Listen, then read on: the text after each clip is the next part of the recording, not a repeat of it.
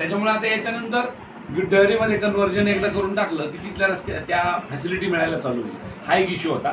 आणि मग त्या भागातले सगळे रस्ते, पाणी, वीज असं खास करून मुकुंदवाडीच्या स्मशानभूमीला एक पायलट प्रोजेक्ट हातात घ्यायचा आणि एक चांगली स्मशानभूमी बनवायची असं एक महानगरपालिकेचं प्रपोजल आहे.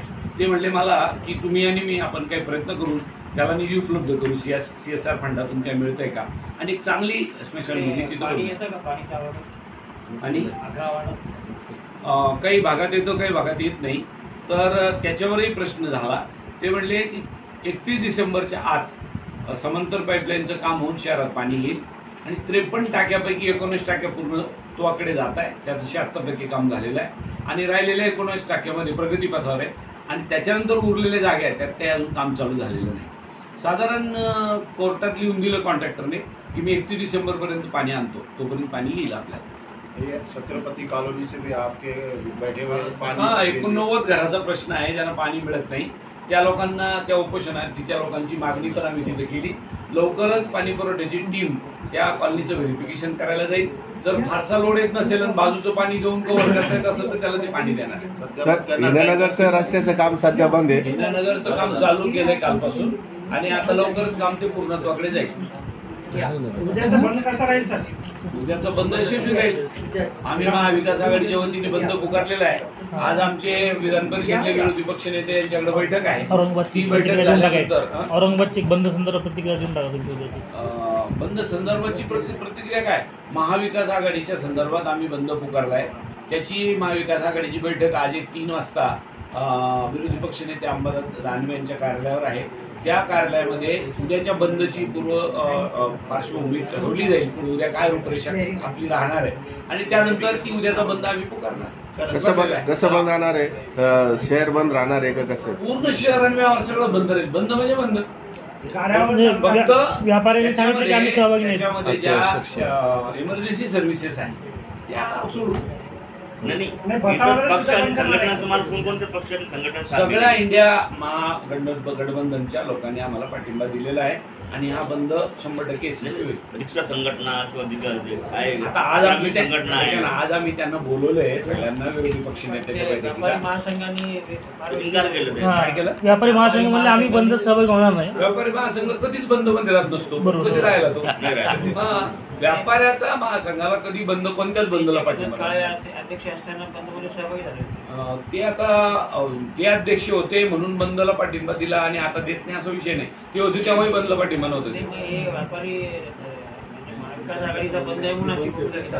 नाही, व्यापाऱ्याला जात पंथ धर्म काहीच नसतो, पक्ष पण नसतो. ते त्यांचा व्यापार करतात. त्याच्यामुळे व्यापाऱ्याला ठेवा. व्यापाऱ्यामध्ये शिवसेनेने बंद कॉल दिला आणि त्यांनी मानला.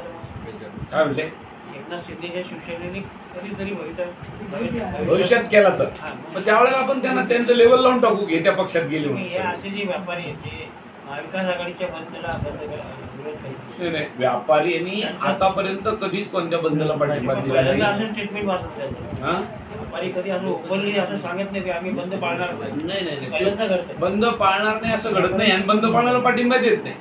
त्यांनी एवढं म्हटलेलं आहे ज्याला पाळायचं असेल त्यांनी पाळावं. व्यापारी कधीच नाही पाळत. मी तुम्हाला नाही सांगतो, त्याला माझं समर्थन नाही, परंतु त्यांनी जी भूमिका घेतली ती त्यांच्यासोबत आपण त्याच्यावर हा शेवटी लोकशाहीमध्ये अर्थ असा निघतो की त्यांना महाविकास आघाडीची भीती वाटते. महाविकास आघाडी आता ह्या सरकारला तंग आलेले भेटून जर विचारलं ना, तुम्ही त्यांना खाजगीत भेटून जर विचारलं तर ते वैतागलेले आहे सरकारला. सर, पदाधिकारी कार्यकर्त्यांना काय आवाहन करणार तुम्ही आज बंदच्या संदर्भामध्ये? बंदच्या मध्ये सहभागी व्हायचं आहे, शांततेने आपला बंद पाळायचा आहे, या पद्धतीचं आव्हान आम्ही कार्यकर्त्यांना. आता त्या संदर्भातली स्ट्रॅटेजीची एक बैठक आमची अंबादास दानवे यांच्या कार्यालयावर 3 वाजता आहे. त्यामध्ये जो सगळ्यांचा म्हणून महाविकास आघाडी इंडिया गठबंधनचा निर्णय होईल त्याप्रमाणे पुढे जाऊ. अंबादास दानवे साहेबांना विभागीय पदावर नियुक्ती करण्यात आली. माणूस जसा सिनियर होतो तसंच मोठ्या मोठ्या पदावर जातो ना, त्याला शुभेच्छा, त्यांचं अभिनंदन. पत्रकार परिषदेला शहर अध्यक्ष उपलब्ध नाही, नाराज झाले. तुम्हाला असं नाराजच कसे दिसतात ते नाराज नाही, ते हैदराबादला काही कौटुंबिक कामाने केलेलं. बरं, इम्तियाज जलील महाविकास आमच्याकडे कोणीच नाराज नाही, तुम्ही काळजी नको. सर, इम्तियाज जलील महाविकास आघाडीमध्ये येण्याची शक्यता असं वाटतं. वारंवार मुंबईला ते दौरा करतायत. काही वरिष्ठांसोबत त्यांची भेट झालेली आहे त्या संदर्भात? मला त्यांच्याबद्दलचं काही सांगता येणार नाही, परंतु सेक्युलर विचाराचे सगळे मतं एकत्र राहावे आणि ह्या भारतीय जनता पक्षाचे जो धुडगूस घातला उभ्या देशभरात तो संपवण्यासाठी खऱ्या अर्थाने आणि बाबासाहेब आंबेडकरांची घटना जर वाचवायची असेल तर सेक्युलर विचाराच्या मताने आता एकत्र आलं पाहिजे. काय म्हणते? महाविकास आघाडी देण्याची खुली ऑफर त्यांनी दिलेली आहे. दिलेली आहे. कोणी दिली जरा नाव सांगा, मी विचारून घेतो. स्वतः म्हणले का काँग्रेस आम्ही महायुती सोबत यायला तयार आहे, पण आता अच्छा, यांनी सांगितलं आम्ही यायला तयार. महाविकास याच्यावर महाविकास आघाडीचे जे हायकमांड नेतृत्व आहे, तिन्ही चारी पाची पक्षाचं, इंडिया गठबंधनचं, त्याच्यावर विचार विनिमय करून यांना निर्णय कळवेल. बरं, याच्या संदर्भामध्ये तुमची इम्तियाज जलील सोबत काही चर्चा झाली, भेट झाली का? बरं. आमच्या सदिच्छा शुभेच्छा भेटी कायम होतात, पण या विषयावर काही चर्चा नाही. धन्यवाद.